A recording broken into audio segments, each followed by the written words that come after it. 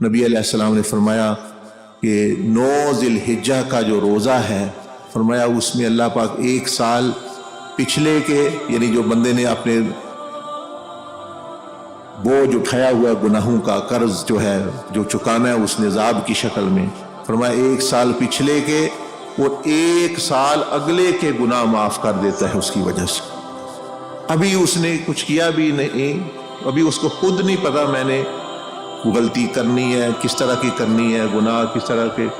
तो ये देखें, इस तरह की रहमत की मिसाल नहीं मिलती, इस तरह के करम की मिसाल नहीं मिलती कि अभी बंदे ने कुछ किया भी नहीं, गुनाह नहीं किए, करने हैं उसने साल में, तो साल में अल्लाह पाक पहले ही उसको माफ़ कर दे। तो ऐसी ज़ात वाकई लामहदूद रहमत। लेकिन अब मैं और आप उससे फ़ायदा ना उठाएं तो फिर जो है वो हमारी अपनी बदबख्ती है, उधर तो मामला जो है ये जारी है।